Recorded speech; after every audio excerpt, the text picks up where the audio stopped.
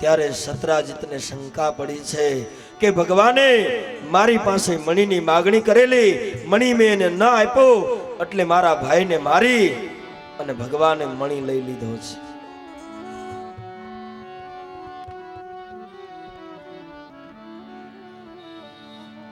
સુખદેવજી કહે, હે રાજન, આ જગતે, આ માયાવી જગતે ભગવાન ઉપર પણ આળ નાખી છે.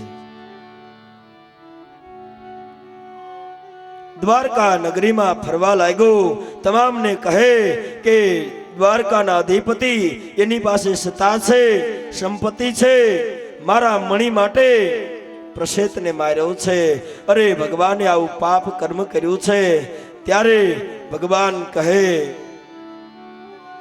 મેં આવું કોઈ પણ પાપ કર્મ કર્યું નથી.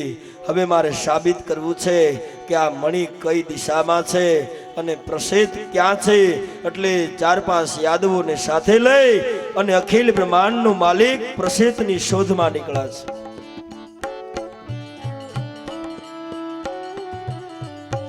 જંગલમાં ફરે,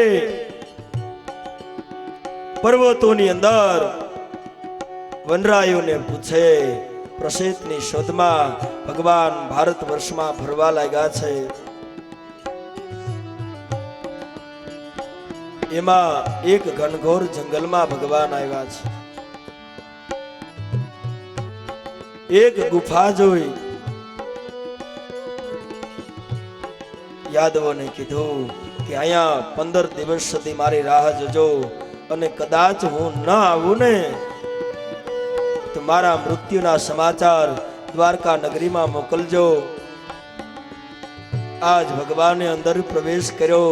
ત્યાં તો આ ગુફાની અંદર દિવ્ય પ્રકાશ જોયો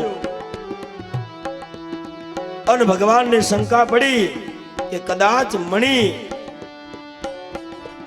આ ગુફાની અંદર હોય. આ પ્રકાશ જોઈ અને અખિલ બ્રહ્માંડનો માલિક પડકારો કરવા લાગ્યા છે. ત્યારે સામેથી એક મહાન કાય રીછ આવ્યો છે અને ભગવાનની સાથે યુદ્ધ કરવા લાગ્યો છે.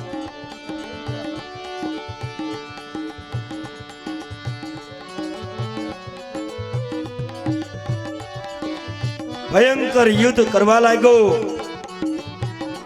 ભગવાન મુષ્ટિકાના પ્રહારો કરે. સુખદેવજી વર્ણન કરે, આ ગુફા ધ્રુજવા લાગી છે. આ ગુફાની અંદર આ રીછ અને ભગવાન યુદ્ધ કરવા લાગ્યા છે.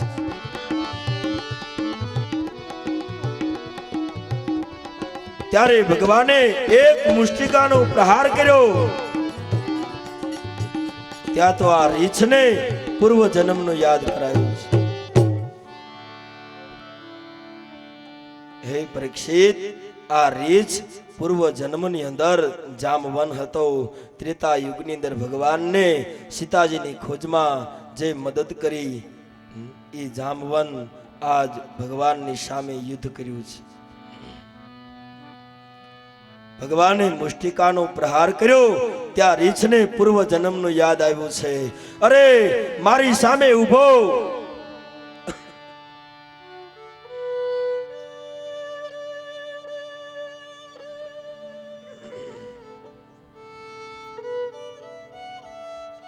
એ તો અખિલ બ્રહ્માંડનો માલિક છે. આ જન્મે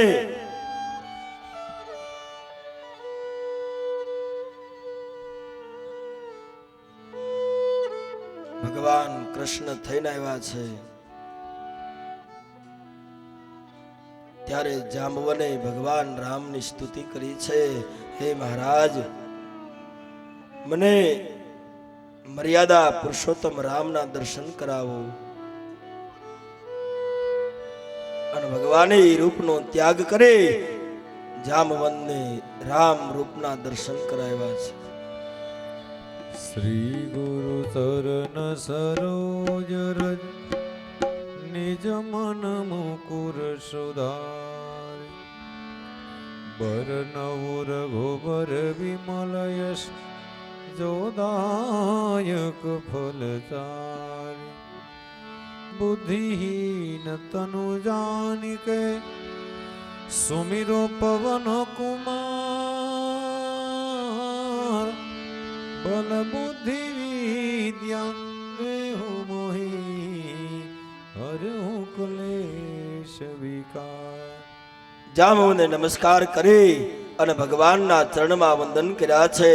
હે મહારાજ, રામ રૂપના દર્શન કરી આજ જાંબુને સમાધિ લાગી છે. જાંબુને ભગવાનની સ્તુતિ કરી છે.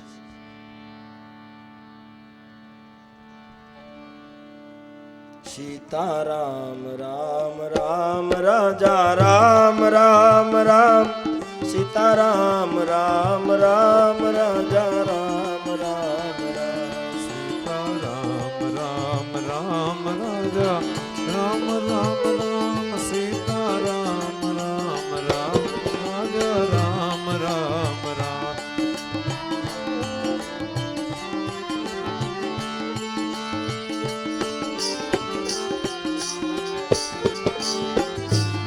સીતારામ રામ રામ રાજા રામ રામ રામ.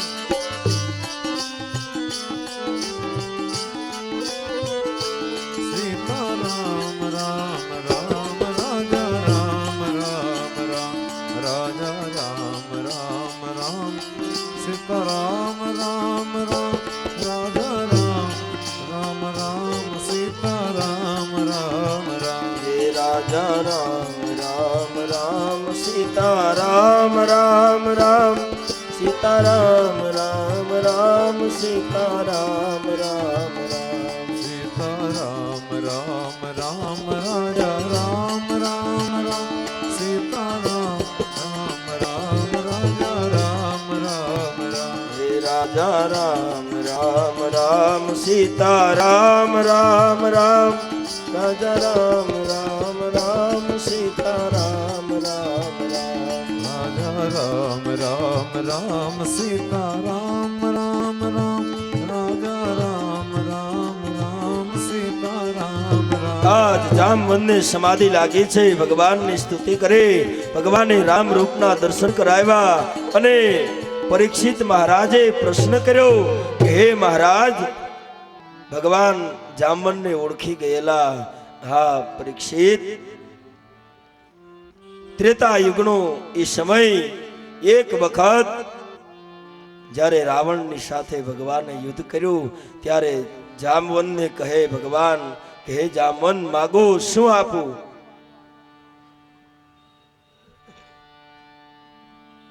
ત્યારે જાંબુ કહે મહારાજ, મારે તમારી સાથે યુદ્ધ કરવું છે.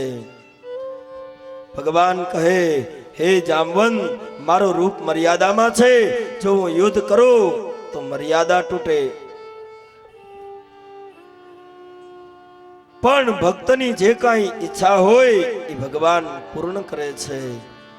આ તમારી ઈચ્છા હે જાંબુ આ જન્મે નહીં, આવતા જન્મે હું પૂર્ણ કરીશ.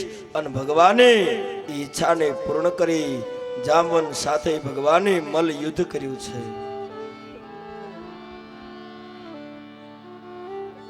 કોઈનો ભાર ન રાખે મુરારી, આપે વ્યાજ સહિત ગિરધારી.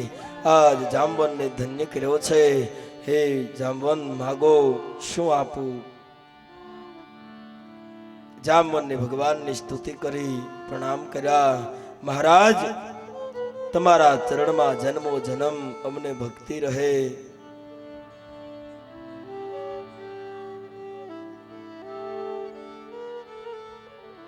જો મહારાજ આપવું હોય તો એક કામ કરો, મારી એક દીકરી છે, નામ જામવતી છે. મહારાજ આપ એનું પાણી ગ્રહણ કરો. રીછની દીકરી છે, નામ જામવતી છે. અને ભગવાને જામવતીનું પાણી ગ્રહણ કર્યું છે. કોઈને ખબર ન પડે એમ દ્વારકામાં ભગવાને એક ઓરડામાં જામવતીને રાખ્યા છે. સમય વીતવા લાગ્યો. આજ આ મણી જે રીછ પાસે હતો ને એ લઈ અને ભગવાન દ્વારકા આવ્યા છે. સત્રાજીતને બોલાવી અને ભગવાને સત્રાજીતના હાથમાં આ મણી સુપ્રત કર્યો છે. ત્યારે સતરાજીત રડી પડ્યો છે, મહારાજ મને માફ કરો, કારણ મેં તમારી પર આળ નાખી, તમને દોષ આપ્યો.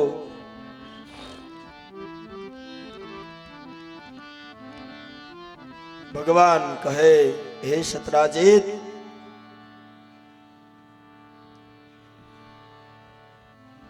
આ મણી તમારો ભાઈ ગળામાં લઈને જંગલમાં પર્યટન કરવા માટે નીકળો. એક હિંસક પ્રાણીએ આવી આ મણી લઈ લીધો અને મણી એક ગુફામાં હતો. તમારા ભાઈનું મૃત્યુ પ્રાણીઓના મારવાથી થયું છે. સતરાજીત રડી પડ્યો છે, હે મહારાજ મને માફ કરો, મેં તમારી ઉપર આળ નાખી, તમને દોષ આપ્યો. અરે તમારા અવગુણ આખી દ્વારકામાં મેં ગાયા છે.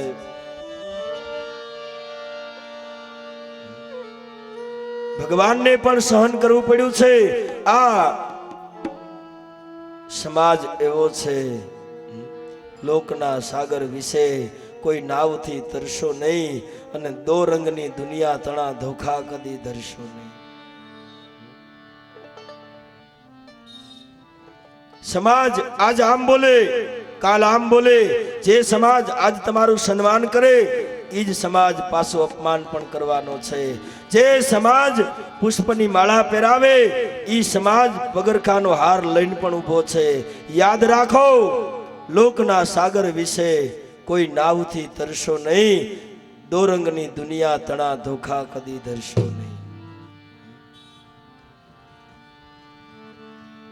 સમાજ આજ આમ બોલે, કાલ આમ બોલે.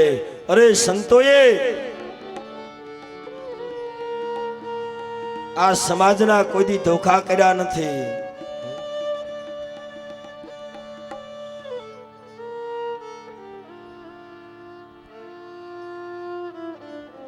આ સમાજે સંતોના અપમાન કર્યા છે, વળી એના સન્માન કર્યા છે. એટલે સમાજ નો બહુ ભરોસો કરવા જેવું નથી. કાલ સવારનો પ્રસંગ,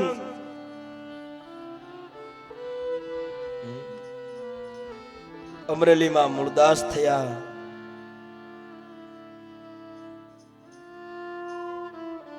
બરોબર સંધ્યાના ટાણે આજ મૂળદાસજી એક કુવાને કાંઠે બેઠા બેઠા સાધના કરે છે. બરોબર સંધ્યાનો સમય, એમાં એક દીકરી વાયમાં પડવા માટે આવી છે. કુવામાં પડવા માટે આવી, અને જ્યાં કુવામાં પડવા જાય ત્યાં તો મૂળદાસની સમાધિ ખુલી. દોડીને દીકરીનું બાવડું પકડ્યું, કહું બેટા શું છે?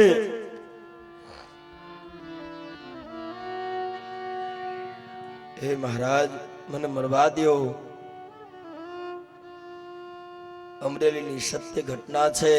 ત્યારે દીકરી કહે, બાપુ મને મરવા દો, કારણ મારાથી એક એવી ભૂલ થઈ છે કે હવે કૂવો બુડ્યા વિના છૂટકો નથી. અરે બેટા, જીવનની એક ભૂલ તો થઈ, અને હજી બીજી ભૂલ કરવી છે?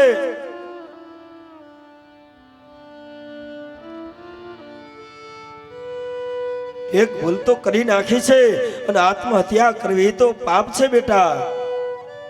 ભગવાને આ સુંદર મનુષ્ય અવતાર આપ્યો છે, આત્મહત્યા ન કરાય. અને ત્યારે દીકરી રડી પડી છે, હે બાપુ શું કરું?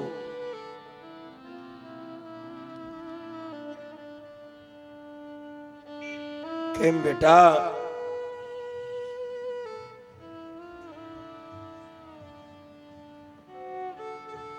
બાપુ મારા ઉદરમાં બાળક છે, બાળકના બાપનું નામ લેવાય એમ નથી, એટલે કુવામાં પડવા આવી છું. ત્યાં તો મૂળદાસનું આજ શરીર ધ્રુજવા લાગ્યું છે. આંખમાંથી દડ દડ આંસુ પડવા લાગ્યા. દીકરીના માથે હાથ મૂક્યો. જોજો, આનું નામ સાધુ કહેવાય, આનું નામ સંત કહેવાય. અમૃત પીએ બીજાને પાય, સાચા સંતો એમ ઓળખાય. દીકરીને પાસે બેહાડી કહે, બેટા બાળકના બાપનું નામ લેતો બચી જા ખરી? તો કે હા બાપુ, તો બચી જાઓ. જા બેટા, અમરેલીની બજારમાં કાલ કહી દેજે કે મારા ઉદરમાં બાળક છે, એનો બાપ મૂળદાસ છે. અરે બાપુ અમરેલી તમને મારશે કે અમે માર ખાવા તો જન્મા છીએ. હે બેટા, પણ તું તારા પેટનું બાળક બચી જતા હોય તો મારું નામ લઈ લેજે.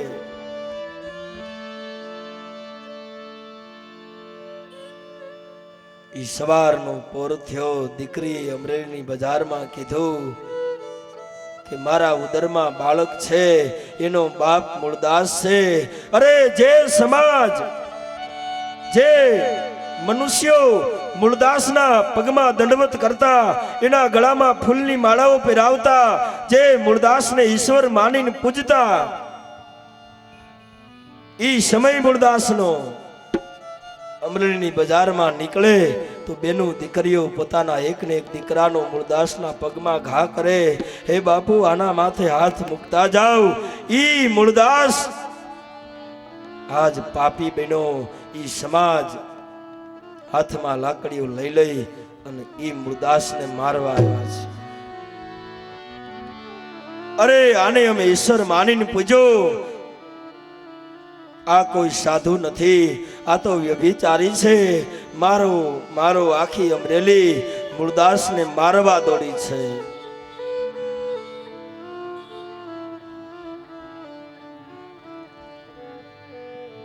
આજ મૂળદાસજીને અમરેલીની બજારમાં પગરખાનો હાર પહેરાવી ગધેડા ઉપર સવારી કરી અને મૂળદાસને ફેરવવામાં આવ્યા છે. છતાં મૂળદાસે એમ ન કીધું કે હું નિર્દોષ છું, ઘાયલ કી ગતિ ઘાયલ જાણે.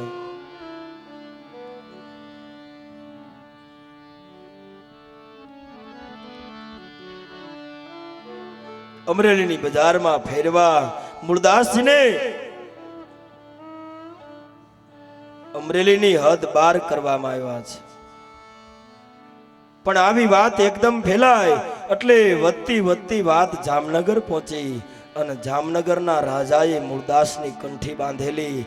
જામનગર નરેશ મૂળદાસનો શિષ્ય હતો.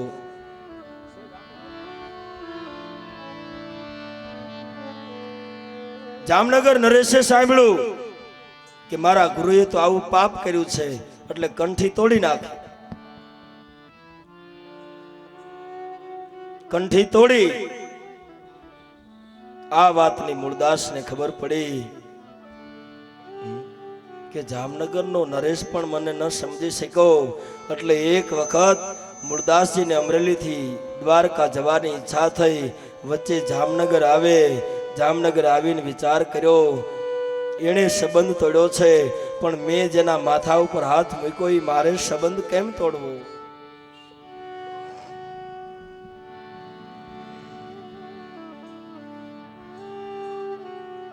ગયા મૂળદાસજી રાજભવનમાં. છે મહારાજ, ત્યારે સેવકો કહે મહારાજ તો મંદિરે ગયા છે, આજ નવા ગુરુ ધારણ કરે છે, એનો વિધિ ચાલે છે. મૂળદાસજી કહે જાઓ તમારા જામનગર નરેશને સમાચાર આપો કે અમરેલીથી પાપી મૂળદાસ મળવા આવ્યો છે. સમાચાર પહોંચ્યા.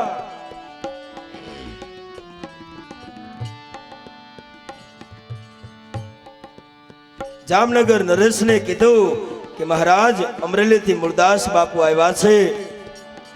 ત્યાં તો જામનગર નરેશ ધ્રુજવા લાગ્યા. મૂળદાસ આવ્યા છે? તો કે હા, બોલાવો. માણસે આવીને સમાચાર આપ્યા. મૂળદાસ બાપુ હેલા જાય. એમાં રસ્તામાં એક કચરાનો ઢગલો, એમાં મરેલી બિલાડી પડી હતી. એ મરેલી બિલાડીનો પગ મૂળદાસ હાથમાં પકડતા ગયા છે. જ્યાં જામનગર નરેશ અને એના નવા ગુરુ જ્યાં બિરાજમાન થયા છે, એની વચમાં જઈને ઘા કર્યો કે હે જામનગર નરેશ, આ બિલાડી મૃત્યુ પામી છે, આના બચ્ચા દૂધ વગરના રડે છે, તમારા ગુરુને કયો કે આને જીવતી કરે.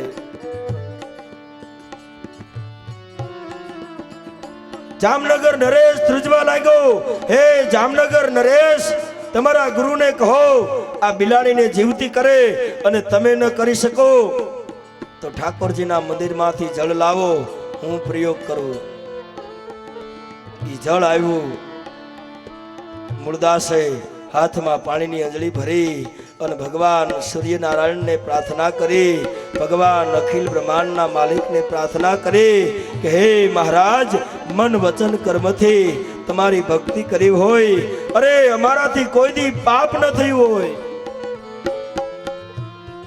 અમારી ભક્તિ જો નિર્ભેણ હોય, અમારી ભક્તિ જો સાચી હોય, થોડા પોતાના આયુષ્યમાંથી થોડા દિવસો બિલાડીના આયુષ્યમાં આપીને કીધું કે બિલાડી જીવતી થાય કરીને પાણીની અંજળી છાટે, બિલાડી જીવતી થઈ છે.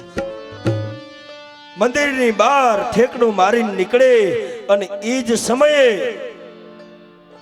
જામનગર નરેશે પાછી નવી કંઠી તોડીને પાછી મૂળદાસની બાંધી લીધી છે. આ સમાજ છે, આ લોકના સાગર વિશે કોઈ નાવથી તરશો નહીં, દોરંગની દુનિયા તણા ધોખા કદી ધરશો નહીં.